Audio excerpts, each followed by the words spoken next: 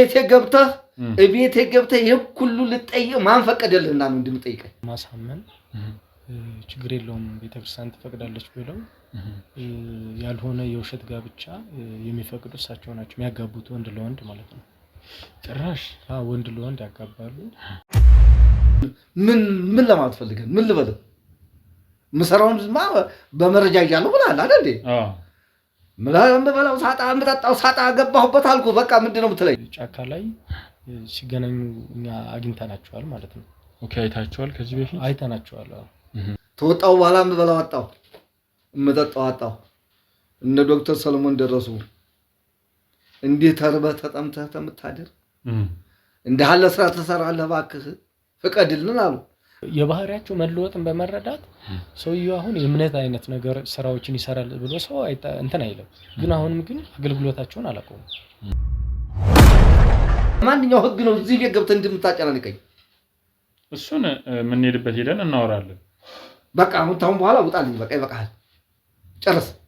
እንግዲህ እንደተሆነ ዘመኑ እንደተሆነ እንግዲህ ቤቴ ውስጥ እንደዚህ ተሆነ እንግዲህ እንደዚህ ያደረጋችሁ መኖር የለም እንግዲህ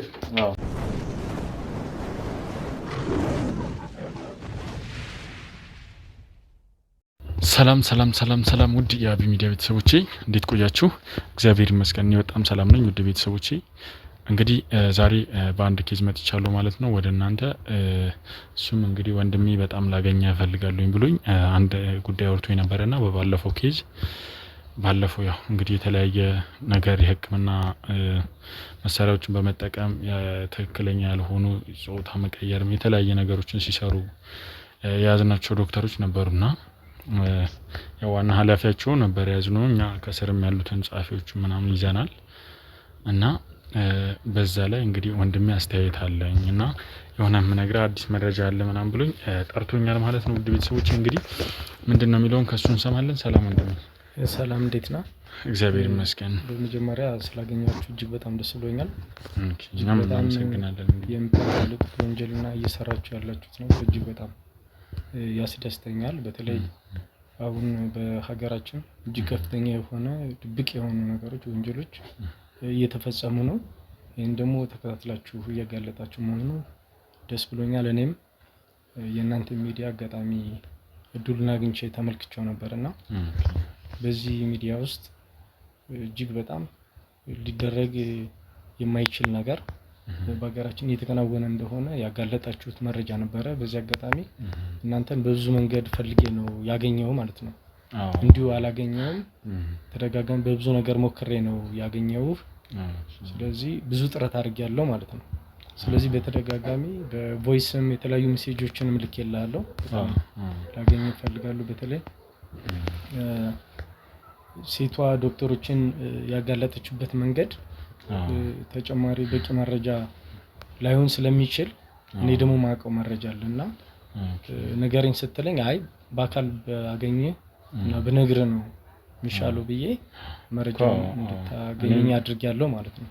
እኔም ከስራ መደራረብ አንፃር ነው። እኔም በጣም ብዙ ኬዞች አሉና በኢንሳት ወይ ተደራረቡ ከዛ አንፃር ነው እኔም ቮይስ አድርግልኝ እና ያለውን ነገር እንትን ብዬ እመጣለሁ ያልኩህ። ያው አንተንም በዚህ አጋጣሚ ማመስገን እፈልጋለሁ። ለምን ይሄ በጣም ትልቅ ሴራ ነው፣ ሀገራችን ላይ የተሰራ ሴራ ነውና ብዙ ሰዎች ያሉበት ብዙ የተለያዩ አይነት ሰዎች ያሉበት ነገር ነውና ይሄን ነገር አንተ ከኛ እኩል መጥተህ ሚዲያ ላይ ይሄን ነገር ለማጋለጥ ማሰብህ ራሱ ይሄ አንድ ሀገር ወዳድነትንና ለህዝብ ያለን ፍቅርም ያሳያል። በዚህ አጋጣሚ እኛም በሚዲያችን ስም እናመሰግናለን ማለት እፈልጋለሁ። እንግዲህ ከባድ መረጃ ነው ያስከው። እንግዲህ እንደነገርከኝ ከሆነ በተለያዩ ቪዲዮዎችም ይዛልና እስቲ ስለሱ ንገረኝና አንዳንድ ነገር ስለራስህም ሌሎችን የምታውቃቸው ነገሮች እስቲ እባክህ ከመጀመሪያ ጀምሮ እስቲ ንገረኝ። በመጀመሪያ ደረጃ ያው እኔ የምኖርበት አካባቢ አንድ ቄስ አሉ፣ በእምነት የሃይማኖት አገልግሎት የሚሰጡ ቄስ አሉ። ከዛ በተጨማሪ ግን ስራቸው እጅግ በጣም አጸያፊ ነውር የተሞላበት ድርጊት ነው። ግን ያንን የአገልግሎት የቄስ ተግባራቸውን በመጠቀም ብዙ ከፍተኛ ወንጀሎችና ሴራዎችን እየሰሩ ይገኛሉ ማለት ነው። አጋጣሚ ይሄንን እንዴት ተከታተልን? አጋጣሚ እንደዚህ ከቤት በተለያዩ ምክንያት አምሽተን ወይ ስንወጣ ወይ ከቤት ደግሞ ስንገባ ጫካ ውስጥ ሰፈራችን ላይ ያለ ጫካ የተለያዩ ሰዎች ጋር እንደዚህ ሐኪሞች ጋር የመገናኘት የመገናኘት ነገር ምንድነው? እስቲ እሳቸውን እንዴት ነው የምታውቃቸው አንተ? እኔ ማውቃቸው መጀመሪያ ሳውቃቸው ቄስ ቤተክርስቲያን ነው የማውቃቸው። የሚታወቅም በማህበረሰቡ ቄስ አገልግሎት ላይ የሰጡ እንዳለ ነው የሚታወቀው። ግን ከዚህ እንትናቸው ማዕረጋቸው ምንድነው? ቤተክርስቲያን መርጌታ ናቸው። መርጌታ ናቸው። ቤተክርስቲያን ላይ ስማቸው በጥሩ ነገር እንትን የሚል ግን ከዚህ ጀርባ ደግሞ በጣም አደገኛ ሴራና ተንኮል የሚሰሩ ሰው ናቸው ማለት ነው። ይህንን አብዛኛው ሰው አይረዳም ማለት ነው። ስለዚህ የተወሰነ ሰው ነው የሚያውቀው። አሁን እሳቸው ምንድነው የሚሰሩት ነው የሚለውን የተወሰነ ሰው ነው የሚያውቀው። እኔም ለማጋለጥ የፈለኩት እንደዚህ የተደበቁ ሰዎች ከፍተኛ ስራ ስለሚሰሩ ሌላውም ሰው ከዚህ መማር ስላለበት መጠቀቅም ስላለበት ለሀገራችንም ደግሞ እጅግ የሚያድን ተግባር ስለሆነ መጋለጥ አለባቸው ብዬ ስላመንኩ ማለት ነው። አሁን ብዙ ሰው ለህይወቱ ስለሚሰጋ ስለሚፈራ ላይጋለጥ ይችላል። እኔ ግን አጋጣሚ ምንም ስጋት አይመጣም ከዚህ የበለጠ በሚል ነው ይሄን ለማጋለጥ እንትን ያልኩት። ስለዚህ አሁን ምንድነው የሚያደርጉት መርጌታ ከዚህ ከዶክተሮች ጋር በተደጋጋሚ ከኛ ከያዝናቸው ዶክተሮች ጋር ከእናንተ ዶክተሮች ጋር በተደጋጋሚ ጫካ ላይ ሲገናኙ እኛ አግኝተናቸዋል ማለት ነው። ኦኬ፣ አይታቸዋል? ከዚህ በፊት አይተናቸዋል። ምን አይነት ሰዓት ላይ ነው ያያቸው? የሆነ ቀን ላይ ማታ ሌሊት 7:10 ላይ ተገናኝተዋል። የሆነ ቀን ላይ ደግሞ ለአጥቢያ 11 ተኩል ተገናኝተዋል ማለት ነው። ከነሱ ጋር አብረው ነበሩና እኛ እንደውም ምንድነው እነዚህ ያደርጉት ብለን ለማየት ቀርበን ብዙ እንትን ባንልም ግን የተገናኙ ከነዛ ጋር የሚገናኝ ነገር አጋጣሚ ስላየናቸው ምንድነው የሚለው እንዴት ነው የምናጋለጠው እነማን ናቸው ምንድነው ስራው የሚለው መረጃ እንትን ስለነበረ ነው። ስለዚህ አሁን ለኛ ይሄን ለማጋለጥ እጅግ በጣም ምቹ ሁኔታ ተፈጥሯል ማለት ነው። በጣም አሪፍ። እንግዲህ እየነገርከኝ ያለው ነገር በጣም ከባድ ነገር ነው። እንግዲህ ህዝቡ ሰው አምኗቸው ከእግዚአብሔር ጋር በቃ ከፈጣሪ ጋር ገናኝባቸዋለሁ ብሎ የሚያምናቸው ሰው እንደዚህ አይነት ነገር ከዶክተሮች ጋር ግንኙነት አላቸው ማለት ሌላ ኬዝ አለ ማለት ነው።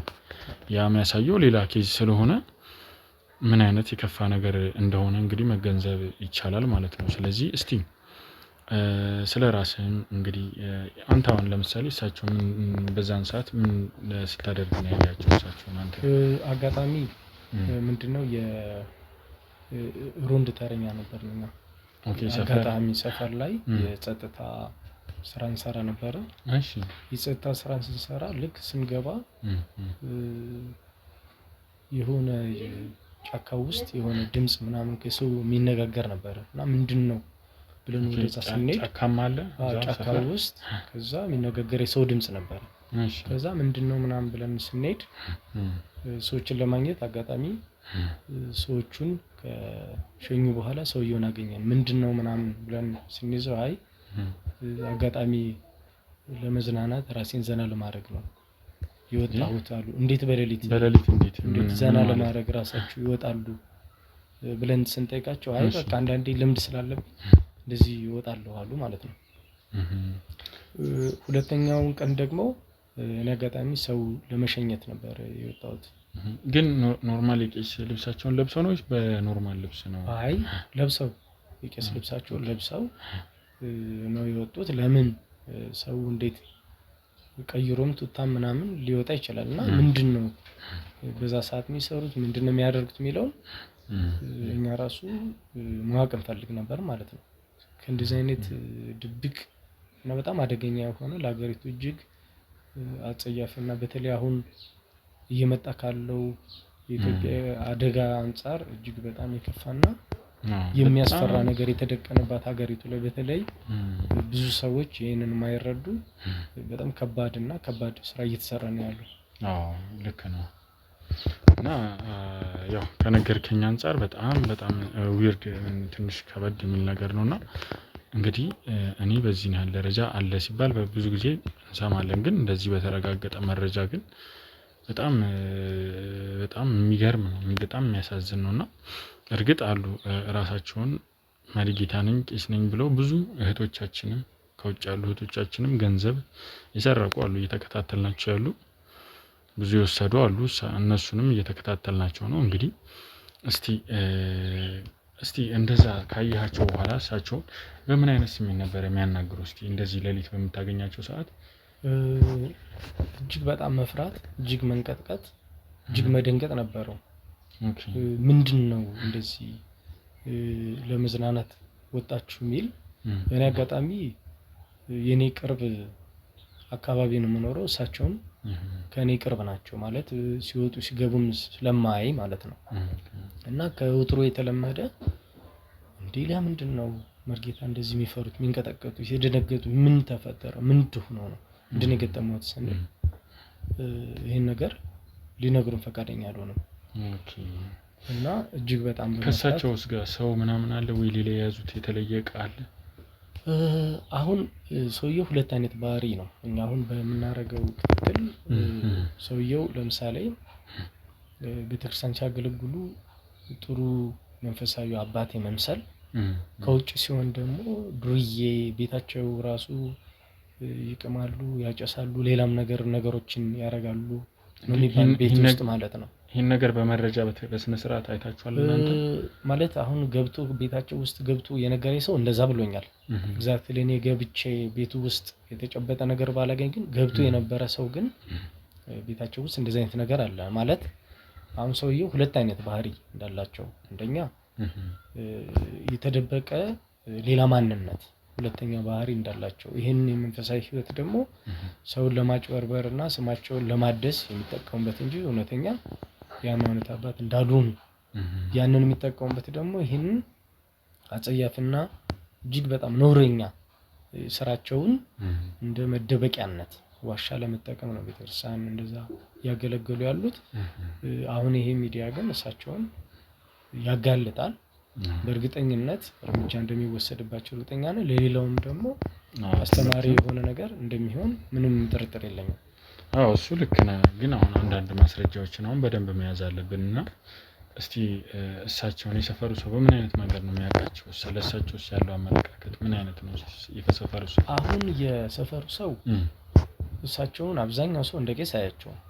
አሁን ላይ በተለይ ማለት አንደኛ ልክ ምን አይነት ባህሪ ፈጠሩ? ከዚህ በፊት የእምነት ልብሳቸውን የመልበስ ምናምን እንደዚህ ምናምን ነበር። አሁን ግን ቤተክርስቲያን ከደረሱ በኋላ የማውለቅ በጂንስ እንደዚህ በቲሸርት በተለያየ ነገር መውጣት እንደዚህ አይነት ባህሪ እያሳዩ ነው አሁን ማለት ነው። ስለዚህ ሰውየው ኦልሞስት በቃ ይሄ ዱርዬ አይነት የጋጡት አይነት ከአምልኮ ቤተክርስቲያን ከሚጠይቀው ስርዓት ውጭ ያፈነገጡ አይነት ባህሪ እየታየባቸው ነው አሁን ላይ ማለት ነው። እንደው ከመቼ ጀምሮ ነው እንደዚህ አይነት ለውጥ ያመጡት ወይስ ከበፊትም እንደዚህ ናቸው? አሁን ኦልሞስት አንድ ወደ 9 ወር 10 ወር ይሆናቸዋል። ጸባያቸው እንደዚህ ከሆነ ድሮ በጣም ጥሩ ሰው ነበሩ። ከዚህ በፊት የነበራቸው እንትን በጣም ጥሩ በጣም አገልጋይ ታማኝ መልካም። አሁን ግን ምን እንደቀየራቸው ባይታወቅም በእርግጥ አሁን የሰው ልጅ በብዙ ነገር ይታለላል። ገንዘብም ተጠቃሚ ነገር አድርጓቸው ሊሆን ይችላል። ሌላም የቀየራቸው ነገር ይኖራል። ግን አሁን አብዛኛው ሰው በገንዘብ ብዙ ነገር ሰው እየተቀየረ ስለሆነ እሱም ሊሆን ይችላል እያስባለሁ። ገንዘብ ያቀየረው ሰው ስለሌለ ስለዚህ አብዛኛው አሁን ሰው መጠንቀቅ ያለበት ገንዘብ ምንም ነገር ስለማይፈጠር፣ ግን በእምነት ውስጥ ደግሞ ብዙ ሰዎች እየተደበቁ አብዛኛው ትውልድን እየገደሉና እያጠፉ ስለሆነ በተለይ እምነት ያሉ ሰዎች ጥንቃቄ ሁሉም ሰው በአትኩረት ሊከታተላቸው ይገባል ማለት ነው። የኛ ህዝብ እንግዲህ ደግሞ ያው እኛ የዋህም ስለሆንን በብዛት እንግዲህ ሃይማኖት አባት ሲባል ምንም ነገር አድርጉ ቢል እናምናለን። ለምን ልበ ንጹህ ስለሆነን ብዙ ጊዜ አብዛኛው ሰው የዋህ ነው። በቃ አሁን ነው ይሄ ክፋት ይሄ በቃ ሰውን መግደሉ እንደዚህ ስር የሰደደ ነገር የመጣው አሁን የገንዘብ ፍቅር ከመጣ በኋላ ነው እንጂ በፊት እንግዲህ እኛ ህዝብ በጣም የዋህ ነው። የሃይማኖት አባት ደግሞ ምንም ነገር አድርጉ ቢል ያደርጋል እኛ ህዝብና እኛም ሁላችንም እንደዛው ነን። ያው እነሱም ደግሞ ይሄንን ነገር በመጠቀም ነው እኛ ላይ ብዙ ነገሮችን የሚያደርሱትና እስቲ እንደው እና የሰፈሩ ሰው እንደዚህ አሁን ይጠራጠራቸዋል ብለኸኛልና እንደው አሁን ያልከኝ ነገሮችን ሲያደርጉ በግልጽ የያዛቸው ሰው አለ? አሁን አጋጣሚ ሆኖ ማለት ነው ብዙ ጊዜ ይህንን እኛ ለመከታተል ጥረት አድርገናል። የሆነ ጊዜ እንደዚሁ 7 ሰዓት ሌሊት አካባቢ ባገኘነው ሰዓት ደግመን 7 ሰዓት ስንሄድ አጣናቸዋል። ይመስለኛል ሰዓቱን የመቀየር እያዛሉ ብሎ የመፍራት ስጋት የነበራቸው ይመስለኛል። ምክንያቱም የሚዝናና ሰው እንዴት 7 ሰዓት ይወጣሉ ብለን እኛ በርቀት ተከታትለናል ይመስለኛል። የሆነ ጊዜም 11 ተኩል አካባቢ የያዝናቸው ከዛ በኋላ ሰዓቱን የመቀየር ነገር አለ ማለት ነው። እንደዚህ ላለመያዝ ይመስለኛል ሰዓቱን የመቀየር 5 ተኩልም ሊሆን ይችላል። እንትኑን በየቀኑ ነው ግን የሚሄዱት ወደዛ ቦታ ብዙ ጊዜ ሲንቀሳቀሱ ይታያሉ ማለት ሌላውም ሰው አሁን ያው ጫካውን ቅርባቸው ስለሆነ ጎረቤት ስለሆነ ሰው ሲወጡ ሌላም ነገር ወጥቷል ብሎ ስለሚያይ ድብቅ እንደዚህ ወንጀል በጣም አጸያፊ ስራም እንደዚህ በተለይ ከሐኪሞች ጋር ይሰራሉ የተባለውን ብዙ ሰው አያውቅም።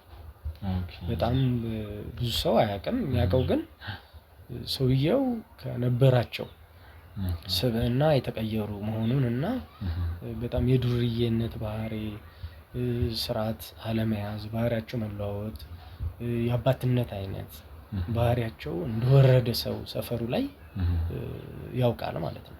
ይህንን መረዳት አለ ከሚያሳዩት ነገር በመረዳት እንደው እስቲ እሳቸውን ለምሳሌ ብዙ አንዳንድ ካህኖች ትንሽ የሚያስቸግሩት ነገር ምንድነው? አንዳንድ በእምነትህ በሃይማኖት የሚሰጡ ቀኖናዎችን ወደ ገንዘብ የመቀየር ባህሪ ያላቸው እና እሳቸውስ እንደዚህ አይነት ነገር ያሳያሉ?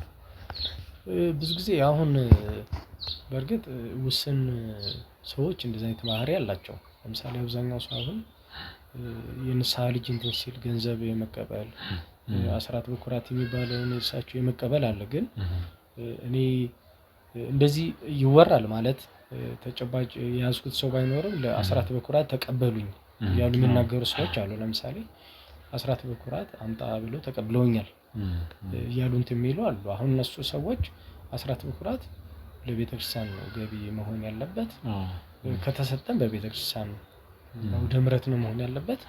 ስለዚህ አሁን አብዛኛው ሰው እሳቸውን የመረዳት ነገር አለ። ለምሳሌ ማያውቃቸው ግን የንስሐ ልጅ ሊሆን ይችላል። አሁን ግን የሰፈሩ ሰው ግን እሳቸው የንስሐ ልጁን አስራት በኩራት ስጠቢል ማንም አይሰጣቸውም። ስለሚያውቁ ሊጠጡበት ነው ወይ የሆነ ነገር ሊያደርጉበት ነው ስለሚያስብ ማንም አይሰጣቸውም። ስለዚህ አካባቢው ማያውቅ ሰው የባህሪያቸው መለወጥን በመረዳት ሰውየው አሁን የእምነት አይነት ነገር ስራዎችን ይሰራል ብሎ ሰው እንትን አይልም። ግን አሁንም ግን አገልግሎታቸውን አላቆሙም። አሁንም ግን ቤተክርስቲያን ይሄዳሉ፣ ያገለግላሉ። አሁንም ያገለግላሉ። እንደዚህ የቤት ውስጥ ይቅማሉ ምናምን ብለኛል። ቤት ውስጥ ይቅማሉ። ይሄ ነገር በአግባቡ በመረጃ በትክክል የደረሰባቸው ሰው አለ? አሁን በእርግጥ አሁን ራሱን የቻለ አጣሪ እንደዚህ ሰው ተደራጅቶ ቢሄድ እንደሚገኝ ሰውም ነግሮኛል። ግን ሰው ያን ያክል በቃ ሰው ቢቅሙም ቢያጨሱም ምንም ነገር ቢያደርጉ ቤታቸው ውስጥ ነው የፈለጉትን ያርጉ ብሎ ብዙ ሰው እየሰማም እንደዛ ቸላ ያለበት ሁኔታ ስላለ ማለት ነው። በጣም ያሳዝናል።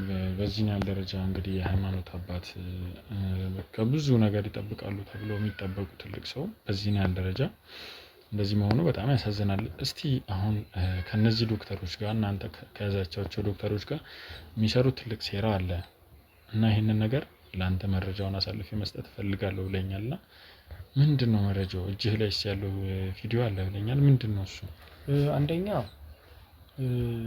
በጫካ ውስጥ አጋጣሚ ያው የላኩልኝ ቪዲዮ ያን ያክል ብዙ ጥራት ባይኖረውም ቢያንስ ዶክተሮች ያሉበትና እሳቸው ያሉበትን የሚያሳይ እንትኑን በተወሰነ አይተዋል ተረድተዋል ብዬ አስባለሁ። እዛ ውስጥ እኛ ሂደን በምንልበት ሰዓት የተለያዩ የሕክምና እንትኖችን አግኝተናል ማለት ነው። ልክ እነሱን ለማግኘት ባልንበት ግላብ መርፌዎችን እንደዚህ ደም ነገር ንክኪ ያላቸው ምናምን አግኝተናል ማለት ነው ጫካ ውስጥ። ምንድነው እዛ ጫካ ውስጥ የሚያደርጉት ብለን በተጠራጠርንበት እሱን አግኝተናልና ምንድነው እዛ ጫካ ውስጥ የሚሰራው? ማዋለድ ነው ምንድነው እስኪል ድረስ ማለት ነው ጫካ ውስጥ ያዋልዳሉ ወይ? ጫካ ውስጥ ደግሞ ወንዶች ምን ይሰራሉ እዛ? ወንዶች ብዙ ወንዶች እዛ ምን ይሰራሉ የሚል ጥያቄ ነበረን ማለት ነው። ምክንያቱም በቪዲዮ ላይ ወደ 4 ነው ከእሳቸው ጋር 5 አካባቢ ከመርጌታ ጋር ይሆናሉ ማለት ነው። ስለዚህ ልክ እነሱ እንትን ባለበት ስንሄድ ግን ሁሉም ከጫካው ተሯሩጦ ቁሶችን ምናምን በዚህ ደረጃ አግኝተን እናንተም ደግሞ ያጣራችሁትና የያዛችሁት ነው።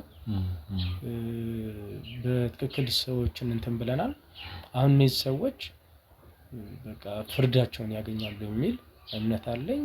ሰውም ይማርበታል። ከዚህ አይነት አጸያፊ ድርጊት ደግሞ ሌላም ሰው የሚሰራ ካለ እንዲያቆም እጅግ በጣም ጠቃሚ ነገር ነው ብዬ ነው የማስበው ነው። አዎ። እና አሁን ጫካ ላይ ብዙ ወንዶች አሉ እያልከኝ ነበር እና ምንድን ነው የሚሰሩት እነሱ? እዛስ የሚካሄደው ነገር በጨለማ በማታ የሚካሄደው ይሄ አስቀያሚ አጸያፊ ነገር ያልከኝ ምንድን ነው?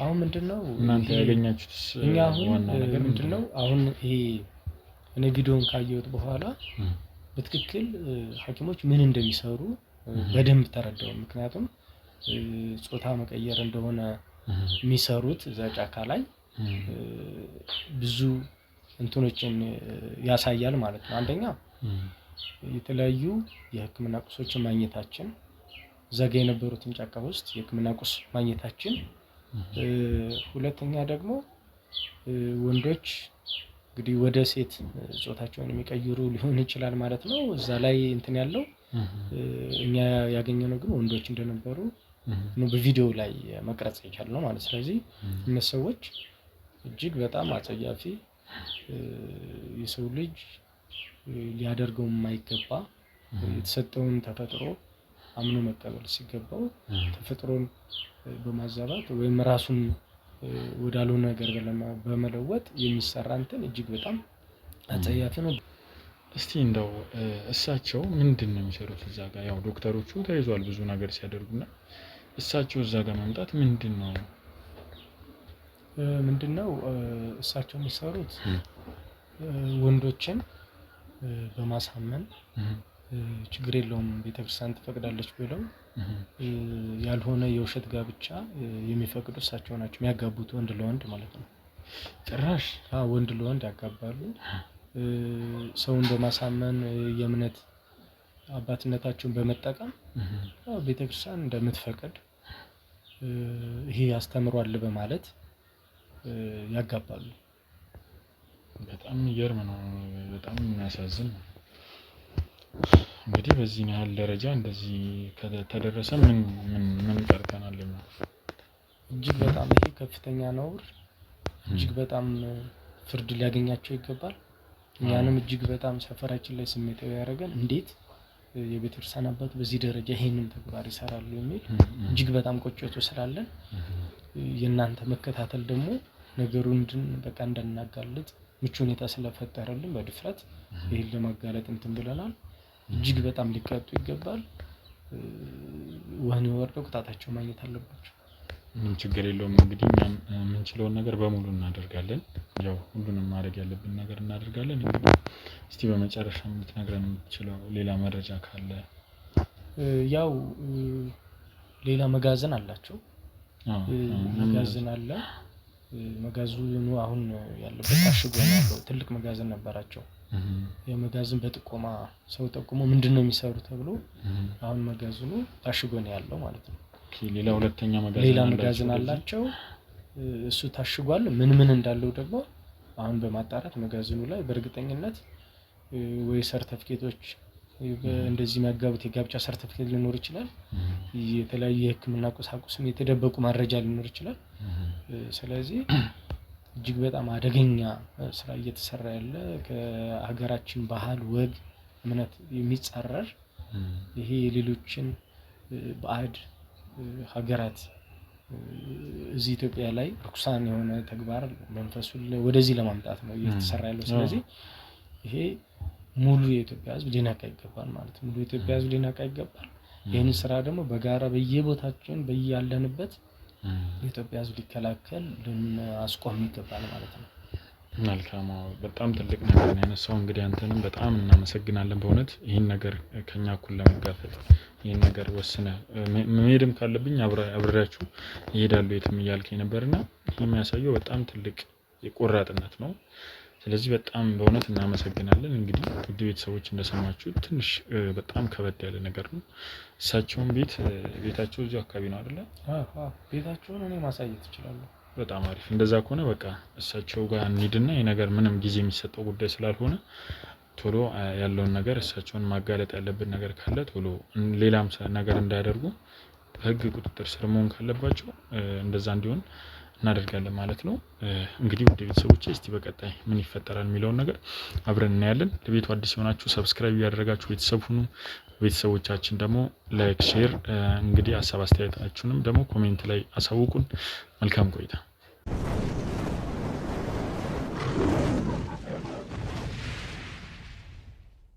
እንግዲህ ውድ ቤተሰቦቼ እንግዲህ እንደምታዩት እንግዲህ ደርሻለሁ ማለት ነው። እሳቸው ሰፈር ግቢ ትንሽ ልጅ ከፍቶልኝ ገብቻለሁ። እሳቸው ውስጥ ነው ያሉት። ምን እየሰሩ እንደሆነ እንግዲህ አላውቅም።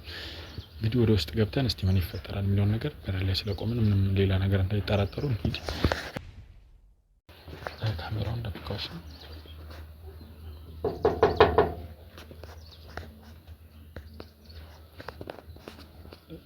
እዚህ ቤት ሰላም ነው? ደስላችሁ ሰላም ዋሉ። እንዴት ውላችኋል? እንደምንነት ተየት መጣችሁ ልጆቼ? ግቡ። እሺ ግቡ ቤት ለእንግዳ። እሺ ጋሽ ሰላም ነው? እንዴት ውላችኋል? አደራችሁ? እንዴት ነው? እንዴት ውላችኋል? ተየት መጣችሁ? አይ ከዚህ አንዳንድ ነገር እኮ እንትን ነበሉት ብለን አንዳንድ ነገር እናውራውት በዛውም ምክርም ፈልገን ነው የመጣ ነውና እባክዎትን አረፍ እንበል። እሺ አረፈሉ ቤት ለእንግዳ። ቤት ለእንግዳ እንደዚሁ ነው የሚሆኑት። ቤት ሲሆኑ አዎ ነው ሊወጡ ነው።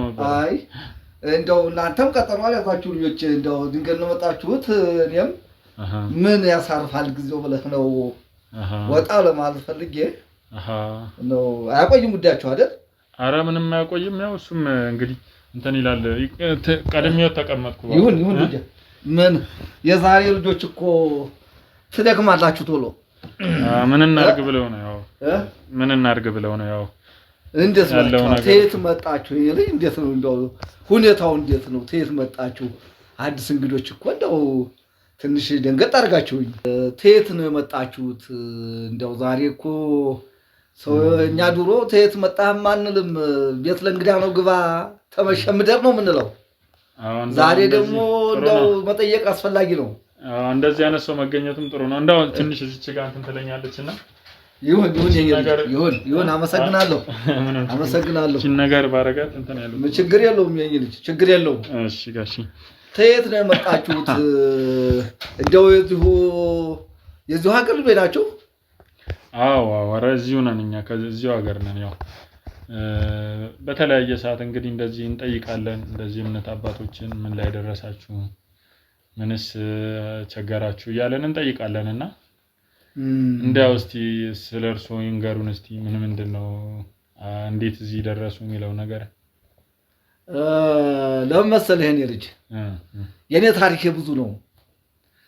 በእንተ ስምሽ በእግዝእትነ ማርያም አብሉኛ ጠጡኝ እያልኩ በየሰው ሀገሩ ተንከራትቼ የቆሎ ተማሪ ሆኜ ሀገሪቱን በሙሉ አውቃለሁ።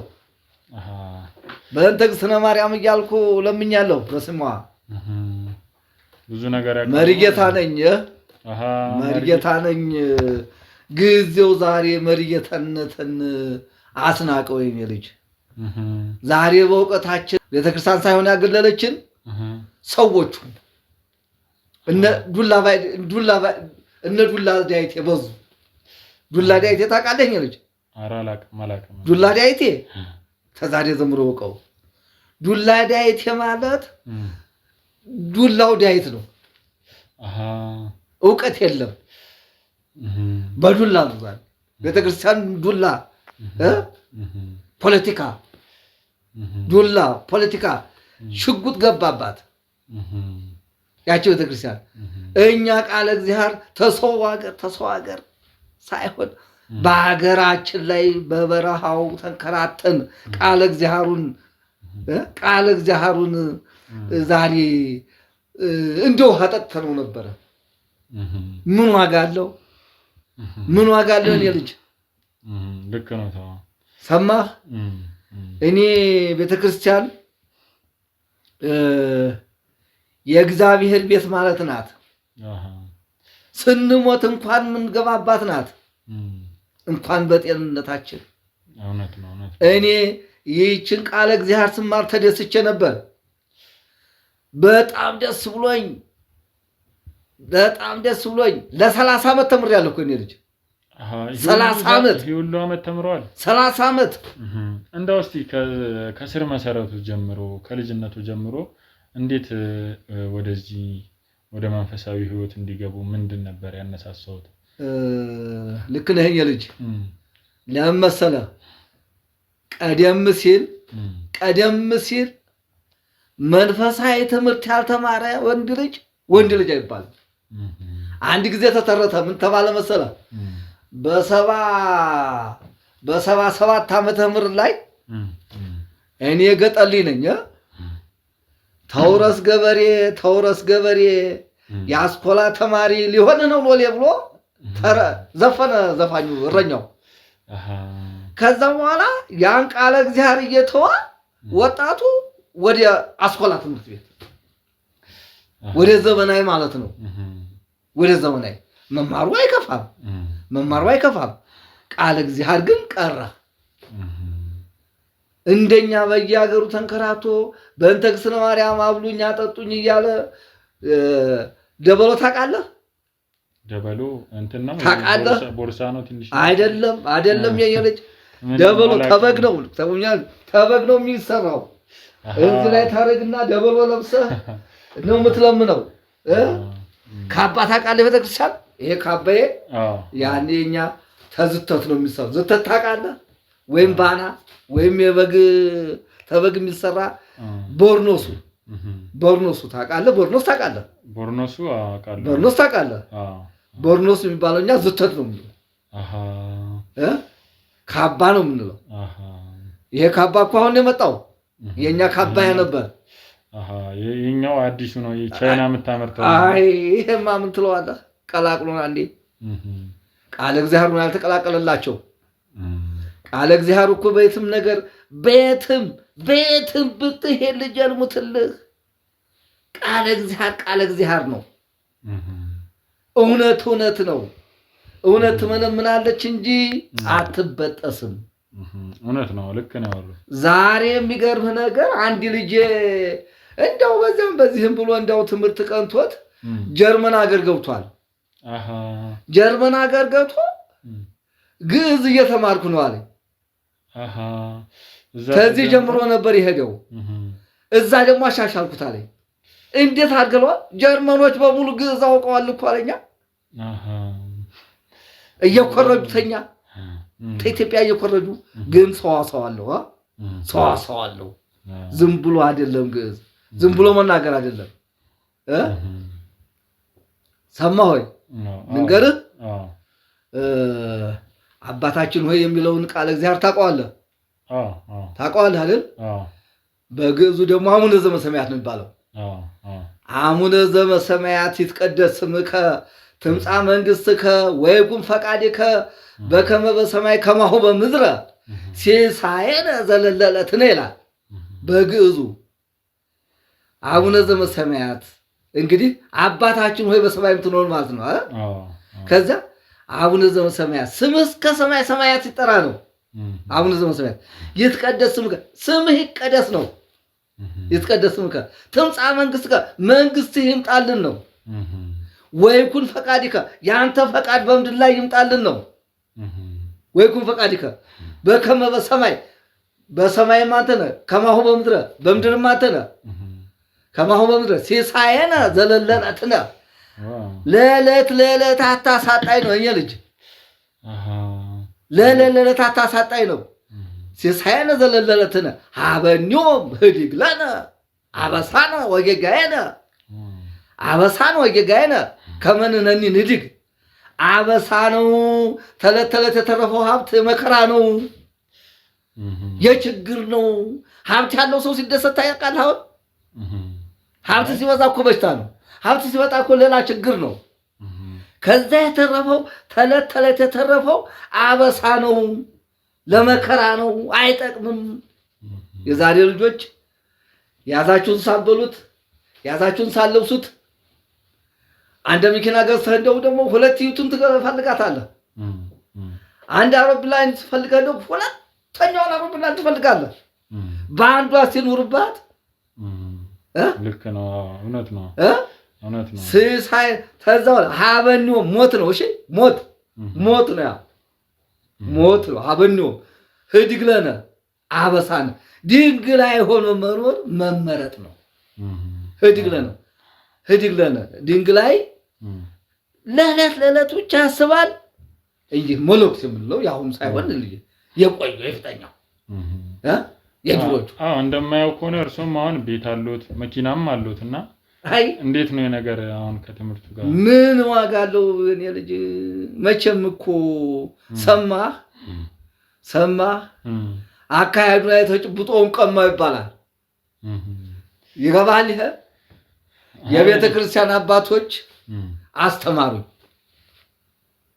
እኔ ቃለ እግዚአብሔርን ይዤ ዕውቀቱን ይዤ እነሱም ባለመኪና ሲሆኑ እነሱም ባለቤት ሲሆኑ እኔስ አንተ ለመኪናቱ በየክፍለ ሀገር ቤተክርስቲያን አሰርቻለሁ።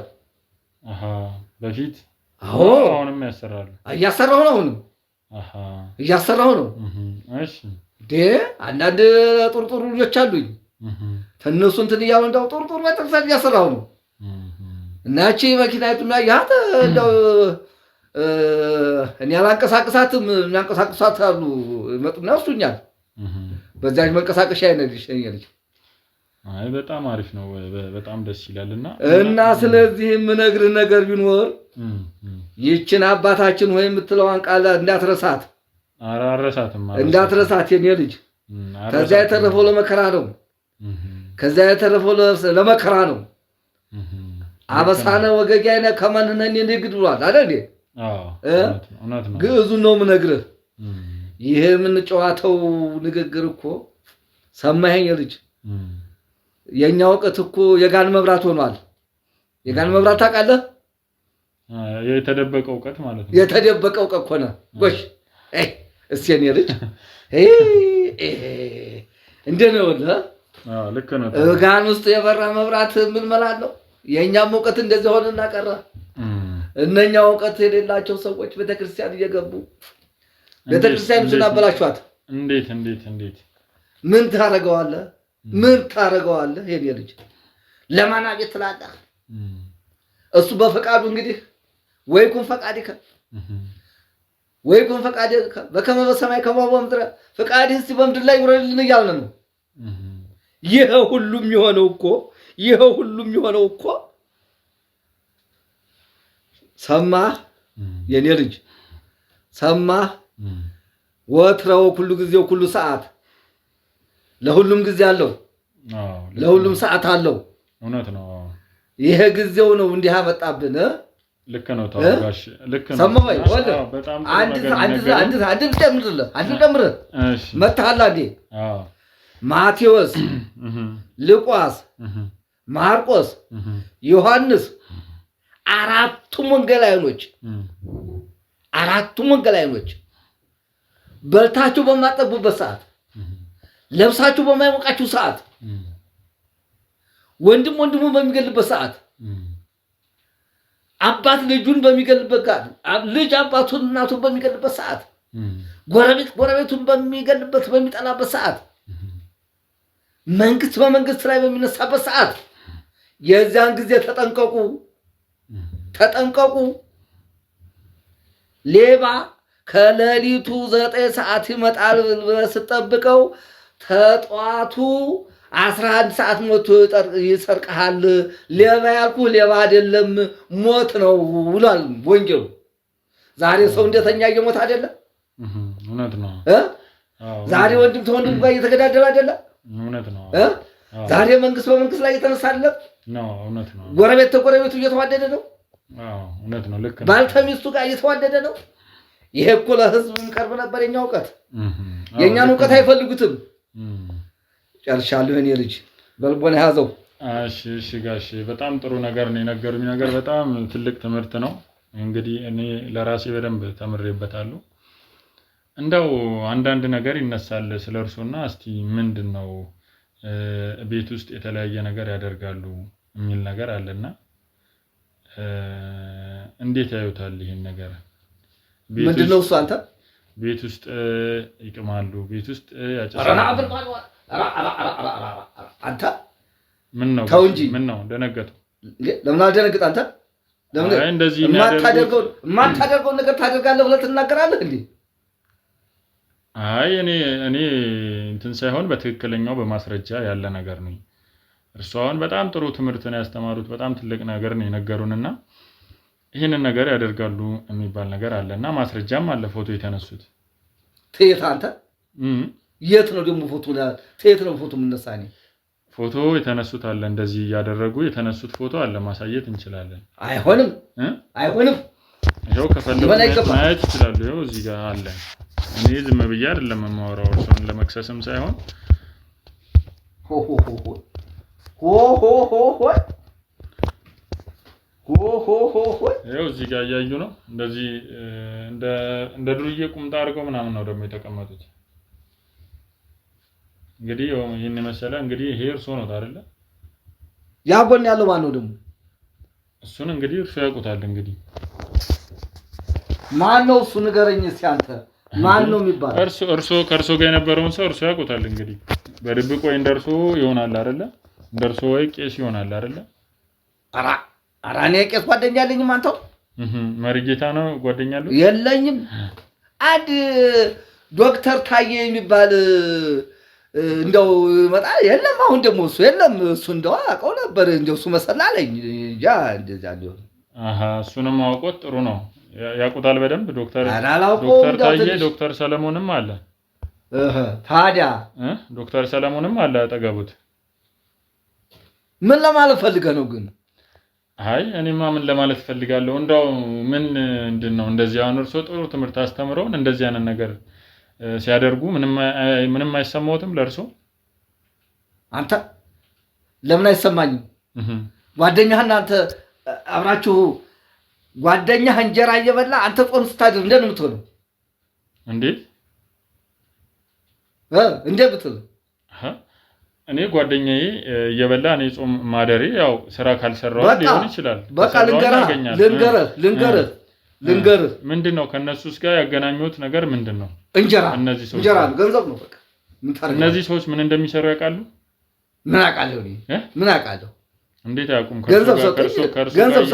ገንዘብ ሰጡኝ፣ መበላት በመጠጣበት ገንዘብ ነው። ሌላ ምን ገንዘብ ሰጡኝ? አዎ። እንዴ ምን እንዲያደርጉ ነው ገንዘብ የሰጡት? ለምበላበት ለምጠጣበት። በቃ ምንም ነገር የለኝማ። ቤተክርስቲያን ገንዘብ አይከፍለኝም። በእውቀት የልጄት ሜዳ ወድቄያለሁ። ምን ላድርግ ታዲያ? እንዴ ምን ልቅመስ? ቢሆንም እርሶ አሁን ማድረግ ያለበት ነገር አለ። ይሄን እውቀቴን ይዤ መለመን አለብኝ? ለማይ መሆን አለብኝ? እሺ ለምን ነበር? ለምን ስራ ነው እርሶን እንደዚህ ስራ አሰራበታለሁ። በቃ አንተ ተፈለክ ይሄን ስራ አሰራልኝ ብለህ ገንዘብ ከበላ ለአንተ መስራል አልተፈቀድ ምንድነው የምትለው? እንዴት በቃ ምንድነው የሚሰሩት? እንግዲህ ስራ ልጅ አልከኝ እሰራለሁ። ምን ላድርግ ታዲያ? ገንዘብ ነው ምንም ነገር ያደርጋል። ገንዘብ ነው በቃ ገንዘብ ስለሆነ በገንዘብ ነው የምሰራው። እነሱ ግን ምን እንደሚሰሩ ያውቃሉ አይደል? ምን አውቃለሁ? ዶክተሮች ናቸው። ከውጭ ሰዎች ጋር ተገናኝተው እያንዳንዱ ደግሞ ነገር ያውቃሉ። አያውቁም ሳይሆን አውቀው እየደበቁ ነው። ግን ከብዙ ዶክተርና ምን እውቀት አለኝ? ጾታ እስከ መቀየር፣ የሰው ጾታ እስከ መቀየር በጣም ብዙ ነገር ነው። እነሱ ጠይቃቸው። ይሄንን ነገር ያውቃሉ፣ እርሶም ያውቃሉ። እነሱን ጠይቃቸው። ልንገርህ ሲጀመር አንተ ይሄን ሁሉ ጥያቄ ማን ነኝ ብለህ ነው ቤቴ ገብተህ እንድግራ የምታገባኝ? አይ እኔ መጠየቂያ አይደለም። እርሶ ይሄንን ነገር ይሰራሉ ወይስ አይሰሩም ነው። ይሄንን ነገር ደግሞ ማውራው በማስረጃ ነው። የፍርድ ቤት ወረቀት አንጣና በፍርድ ቤት ጠይቀኝ። አይ የፍርድ ቤት ወረቀት አያስፈልግም። በመረጃ ነው። በመረጃ ከተሰኛ መረጃ ያስፈልጋል። ሰው ቤት ገብተህ ይሄን ወንጀለኛ ታረጋ ይገባም ቤት ገብተህ ሙሉ መረጃ አለኝ። እኔ እርሶ የሰሩትን ነው እንጂ ያልሰሩትን ነገር ምንም ነገር አንተ ለምታቀርበው መረጃ ይሄ ደግሞ የበለጠ መረጃ ትሰማለህ። ከሳሽ ተከሳሽን ልብ ቢያቅ ተቤቱ አይወጣም ነው የሚለው እኮ ቃሉ። እንዴ ብከሰኝ ከሳለሁ እኮ ቤቴ ገብተህ ወንጀለኛ ታረጋለህ እንዴ? ተነዶ ካዛው ተነጋገር። ይሁሉት እነሱ ማግኘት ያለባቸውን ነገር እያገኙ ነው፣ መያዝ ያለባቸውም እየተያዙ ነው። አንተም ትያዛለህ ነው። እርሶ ግን እንደዛ ሳይሆን እርሶ ግን ምንድነው የሚያደርጉት ከነሱ ጋር? ምን አደረጉ? ምን አደረጉ? ምን አደረጉ? የሚያደርጉትን እርሶ ያውቃሉ። ገንዘብ የተከፈለው አላደረኩም። መቼም ዝም ብሎ አይደለም አይደል? ሰማኛለህ? ገንዘብ የተከፈሉት መቼም ለሰሩት ስራ ክፍያ ነው እንጂ ከመሬት ላይ ዝም ብሎ የተገኘ አይደለም አይደል? አንተስ ምንድነው ስሩ ያሉት ነገር እርሶ ከእርሶ ጋር ያገናኙት ምንድነው? እነሱ ነገሩን ታመጣኸው ልንገርህ ልጄ። ተቤተክርስቲያን አስወጡኝ። ማን? የሥራ ቤተክርስቲያን ሰዎች። እሺ። ተወጣው በኋላ የምበላው አጣሁ፣ የምጠጣው አጣሁ። እነ ዶክተር ሰለሞን ደረሱ። እንዲህ ተርበህ ተጠምተህ ተምታደር እንዲህ ያለ ስራ ትሰራለህ፣ እባክህ ፍቀድልን አሉ። በእኔ ፍቃድ ይሆናል? በእኔ ፍቃድ ይሆናል ስላቸው መረጃ ከየት አመጡ እነሱ እርሶ ከቤተ ክርስቲያን መባረሩት? እኔም አለማኝ እየለመንኩ እንግዲህ ልኑር አልኩ። በቃ እቀርባቸዋለሁ። ለምንድን ነው ከቤተ ክርስቲያን ያባረሩት እርሶ? በእውቀት አልተግባባንም። እንዴት? እኔ እውቀቴ ያንተ አባ ጎበዝ ነኝ። ቃላቶቹን እየዘለለ ሲዝም ብለው ነው እንዴ? በእውቀቴ በለኳቸው። እነሱ ተዛ እንዲገለል አደረጉኝ። ይሄ ብቻ ነበረ ወይስ እዛ ላለው ነገር ስላልተመቹ ነው እርሱ? እኔ በፍጹም ቤተክርስቲያን ውስጥ ማገልግለው ቤተክርስቲያን ውስጥ ተነሱ ጋር መግባባት አልቻልኩም። ስላልቻልኩ አስተዳደሩ ጣለኝ፣ ወጣሁ። ተወጣሁ በኋላ ታዲያ መንገድ ላይ ቁጭ ብዬ ለምን አማራጭ ምንድነው? የዛን ጊዜ ነው ዶክተር ሰለሞን እርሶ እውቀት አለዎት፣ እስቲ ይሄን ገንዘብ ያዙት፣ እስቲ በዚህ ተጠቀሙ አሉ። እንደኛ ለተጎዳውን ገንዘቡን ሰጠት ማድረግ ጀመርኩ። ቤተክርስቲያኑን ማሰራት ጀመርኩ። ታዲያ እንዴት ታድርጉ? ለራስዎትም የኔ መሰለ ቤት ሰርተዋል። እንግዲህ ጂ+1 ቤት ነው ሰርቻለሁ። ቤተክርስቲያን ሰርቻለሁ። አንተው ሰርቻለሁ። ለቀጠር ቤተክርስቲያን ሰርቻለሁ። ገንዘቡ የሚመጣው በዛው ነው፣ ተነሱ ነው የሚወጣ። ታዲያ እኔ ምን አለኝ? እውቀቴን እንኳን አልተጠቀምኩበትም። በእውቀቴ ብጠቀም እኮ ወደዚህ ቦታ አልገባም። አስወጡኝ አልኩ። እነኛ እውቀት የሌላቸው ሰዎች ተቤተክርስቲያን ውስጥ አስወጡኝ፣ በለኳቸው። ቢወጡስ ታዲያ አሁን ለምሳሌ እንግዲህ ያው መጽሐፍ ቅዱስ እንግዲህ እንደሚለው መጽሐፍ ቅዱስ እንደሚለው አንተው መከራ በመጣባቸው ጊዜ እንግዲህ ስለ መከራም ለመቀበል ነው ቃሉን አውቀዋለሁ። አንተው እኮ ከእርሶ በላይ መቼም ምን ያህል አውቀዋለሁ። ምን ታረጋዋለህ? እና ለምን እንደዚህ አይነት ነገር እንግዲህ ሀገርን የሚጎዳ ህዝብን የሚጎዳ ነገር እንዴት ሊያደርጉ እንዴት ታረጋዋለህ? እንዴት የተማሩት ትምህርት አሳለ ምን ታረጋዋለህ? ያለ እውቀት አህያ ገባች ጅብ ቤት አለ። ያለ እውቀት አህያይቱ ያየችው እኮ ሳር መበላቱን ውሃ መጠጣቱን እንጂ ውስጥ ጅብ መኖሩን አላወቀችም አይደል እንዴ? ተራኪው ምን አለ? ያለ እውቀት አህያ ገባች ጅብ ቤት አለ። ሰማህ? ውሾች ልንገር ማን ተረንገር ውሾች በአጥንት ይጣላሉ፣ ይነካከሳሉ። ጅብ ሲመጣ ግን አንድ ይሆናሉ። አይቀርምህም? ጅብ ሲመጣ አንተም ተራዳ ብለው ጅቡን ይዙታል፣ ይሯሯጣሉ፣ ያባሩታል። እኛ ግን የቤተክርስቲያን አባቶች ግን ከዚያ ተውሾች ያነስን ሆነናል። ገባህ? ገብቶኛል። የእሳቸው ጉዳት የኔ ጉዳት ነው የሚለኝ አባት አጣ። የእሳቸው ጉዳት የኛ ጉዳት ነው። እስቲ እናስጠጋቸው የሚሉ ሳጣ ምን ላርግ ነው የምትለው? እስቲ አንተ አሁን ታዲያ ይህን መስራት ለኔ ታዲያ ሲያንሳይ ነው እንጂ ሰማ ሆይ የኔ ልጅ አራተዋትራ ይሄ ነገር እሺ በጣም እንደሚያስቀጣውትና ይሄ ነገር እኛ ሀገር ላይ ለማድረግ አይደለም ይሄን ነገር ለማሰብ ራሱ የሚከብድ ነገር እንደሆነ ያውቃሉ አይደለ? ምን ታረጋዋለህ? ሆኗል አንዴ ሆነ ሲወተ ሰቅላ አለ በቃ ሆነ ምን ተሆነ በኋላ እንግዲህ ምን ማድረግ ትችላለህ? እና አሁን ምንድነው ከነሱ ጋር አሁን በዋነኝነት እየሰሩ ያሉት ስራ ምንድነው? ምን ብለህ ምን ለማለት ፈልገህ ምን ልበልህ? ምሰራውን በመረጃ እያለሁ ብለሃል አይደል? ምላም በበላው ሳጣ ምጣጣው ሳጣ ገባሁበት አልኩ። በቃ ምንድነው የምትለኝ? አጸያፊ ነው ብለሃል። አጸያፊ ነው። ምን ላድርግ? አሁን ምንድነው እንደዚህ ስሜታዊ የሚያደርጉት እንደዚህ የሚያናዱት ምንድነው ታዲያ? እቤቴ ገብተህ ይሄ ሁሉ ልጠይቅ ማን ፈቀደልህና ነው እንደምጠይቀኝ? እርሱ ያደረጉት አሉ አንዴ እኔ መጠየቅ ነው እርሱ የሚያናዱት? እርሱ ያደረጉት ሰው እያሉ አይደል? አደረጉ። አንተ ማን ፈቅዶልህ? በማንኛው ህግ ነው እዚህ ቤት ገብተህ እንደምታጨናንቀኝ? እሱን የምንሄድበት ሄደን እናወራለን። በቃ አሁን ታውን በኋላ ውጣልኝ። በቃ ይበቃሃል። ጨርስ ማለት ይበቃሃል። ቤቴ ነው እኮ ይኸውልህ እየነገርኩት ያለው ቀልድ አይደለም። ይሄ ስለ ሀገር ስለ ብዙ ነገር ነው። ብዙ መረጃ ደግሞ አለ እርሱ ጋር። እነሱ ምን እንደሚሰሩ የት እንዳለ ቁልፍ ቦታ አሉት የሚያውቁት። እንግዲህ ልንገርህ አይደለም ወደክም ጠላህም አንድ ሰው በቤቱ ውስጥ ሲኖር በህግ ተገዶ ህግ አለበት ቦታ ይጠየቃል እንጂ እንደዚህ እንዳንተ ዝም ብሎ ገብቶ ሰው ማጨናነቅ ህጋዊ አይደለም። እሱን እንግዲህ መነጋገር ያለብን ቦታ እንነጋገራለን። እርሱ ግን ያሉትን ከነሱም ጋር ያለው ማስረጃ እውነት ለሰው የሚያስቡ ከሆነ ለኛ በመስጠት ተባበሩናል። አልተባበሩም። አልሰጥህም። አይሰጡኝም። አልሰጥህም። እስካሁን አክብሬዎት በስነ ስርዓት ነው እያናገርኩት ያለሁት። ስለዚህ እባክዎትን ወደክም ጠላህም አልሰጥህም። እባክህን ኑ በቃ ይዘናቸው እንውጣ። እባክህን ተነሱ። በቃ ተነሱ። መሄድ ስላለብን መነሳት አለብን። ተነሱ። በቃ ተነሱና እንሂድ። ሂዱ። ዳይቴን ይዛለሁ። ሂዱ። እንግዲህ እንደዚህ ሆነ ዘመኑ እንደተሆነ እንግዲህ ቤቴ ውስጥ እንደዚህ ተሆነ እንግዲህ እንደዚህ ያደረጋችሁ መኖር የለም። እንግዲህ ምን ይደረጋል? እንግዲህ ዘመኑ እንደዚህ ሆነ በሉ። እሺ